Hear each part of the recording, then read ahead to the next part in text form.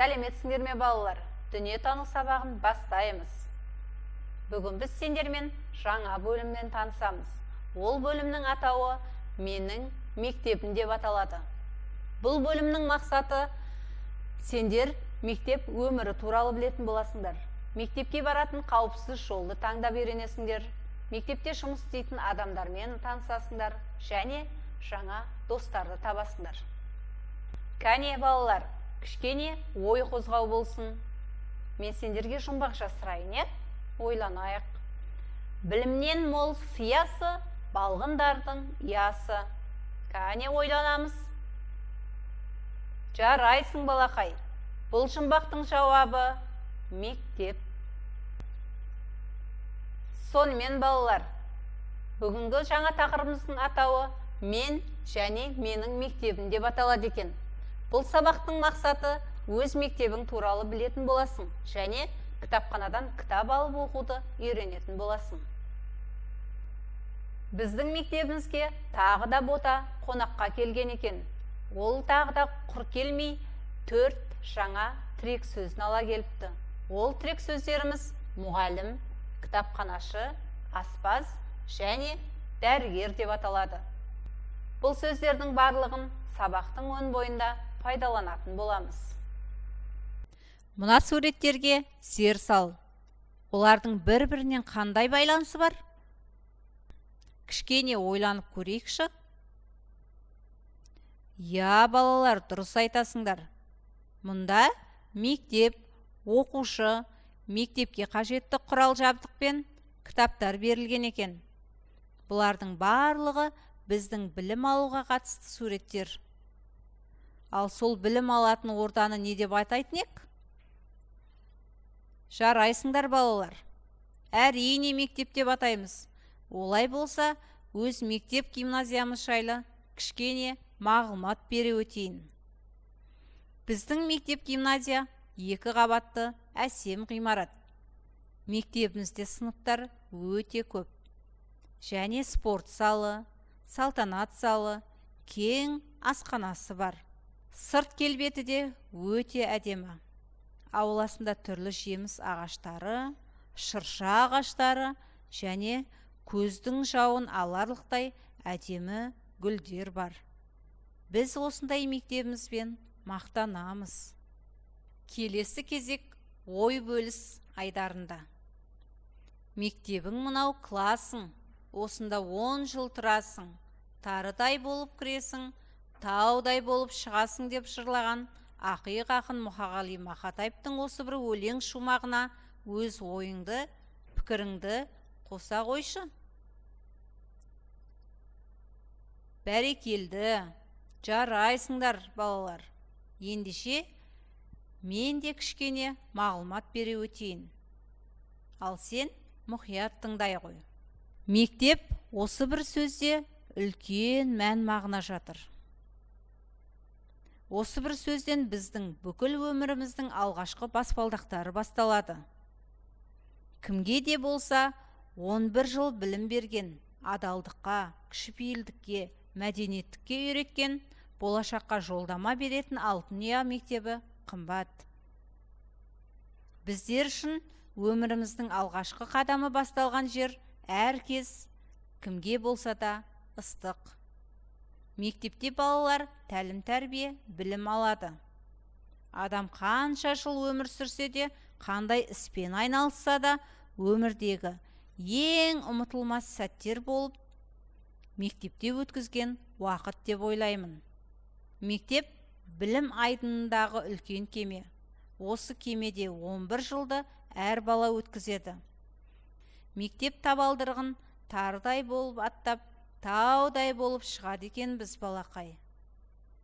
Балақай, ой сергітіп, ойын ойнауға қалай қарайсың? Дайынсың ба? Ендеше ойлан тап ойынын бастаймыз. Мұнда бірнеше сурет берілген. Суретте түрлі мамандық иелері бейнеленген. Біздің бүгінгі жаңа тақырыбымызға сай, яғни мектепте қызмет ететін мамандық иелерін табуымыз керек. Қане, кім жылдам екен? Кім жауап берер екен? Керемет балалар. Мектепте ең алдымен бізді білім нәрімен сусындататын мұғалім, іші қызыққа толы кітапты сыйға тартатын кітапханашы, дәмді әрі пайдалы тағам әзірлеп, бізге күш қуат нәрін сыйлайтын аспазшы, және деніміздің саулығын қадағалап отыратын мейірбике немесе дәрігер жұмыс істейді екен. Балалар, біз сен білесің бе айдарына да келіп жеттік. Суретке мұқият қарашы. Суреттегі бейнеленген кісіні таныдық па? Жарайсыңдар балалар. Әрине ол Ыбырай Алтынсарин атамыз. Ол қазақ балаларының көздері ашық, көкірегі ояу, білімді азамат пен азаматша болсын деп ең алғаш мектеп ашқан кісі. 1864 жылы 8 қаңтарда мектептің салтанатты ашылуы болып өткен. Қазақ даласында оны қара шаңырақ, алғашқы қарлығаш деп атаған. Ол жайлы қосымша мәлімет пен кітапханашы не істейді, кітапханаға келушілер не істейді деген сұрақтарды мына видеороликтен тамаша.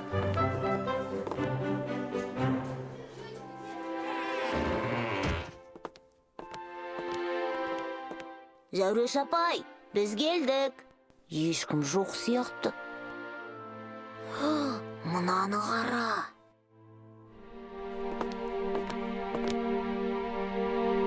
Артыңда не бар екен? Көрейік.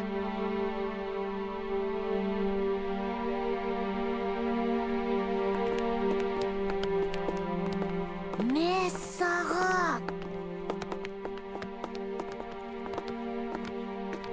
Керемет!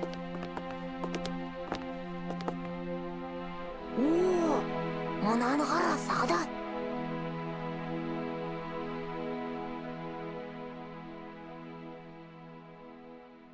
Ал осындайды көрдің бе?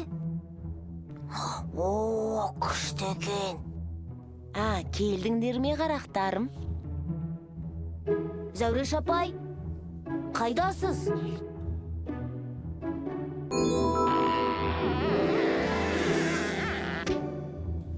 Жүріңдер. Міне қызық. Бірінші сыныптан есімде сол ғана қал. Соғанда рахым етті. Өте жақсы өлең. Нағыз мектеп ұраны. Ыбырай Алтынсарин қазақ халқының көрнекті педагогы, жазушы. Ыбырай балалар үшін мектеп ашқан. Ол бала оқытуға үлкен мән берген. Мынау алфавит қой. Ыбырай аталарың қазіргі өздерің оқып жүрген әріптерден тұратын алфавиттің негізін қалаушы болған. Сабағымыздың басында айтып өткендей, бүгін біз кітапханашы, аспаз, мұғалім, дәрігер атты тірек сөздермен көбірек жұмыс жасаймыз деген болатынбыз. Ендеше сол тірек сөздер арқылы сабағымызды аяқтасақ. Бұл заттар кімге, не үшін қажет? Суреттерге қарап, әр қызметкерге керек затты анықта және сәйкестендір. Жарайсыңдар балалар, дұрыс сәйкестендірдіңдер. Бірінші суреттегі кітапханашыға кітаптар, ал аспазшыға ыдыстар. Мұғалімге білім нәрін сусындатар кітап қажет болса, дәрігерге бізді сырқатымыздан айықтырар екпе қажет екен. Ендеше Әли мен Аяның білім туралы әнімен бүгінгі сабағымызды аяқтаймыз. Сендерге бірге қосылып ән шырқауға шақырамын. Әли аға, сабақты жақсы оқитын боламыз. Әрине, ең қажетті адамға өнер менен білім, нұрын шашар жаһанға білім күні бүгін. Туған ана тілімен алтын арай аяқтап, барлық адам білімнен өмір жолын тапқан.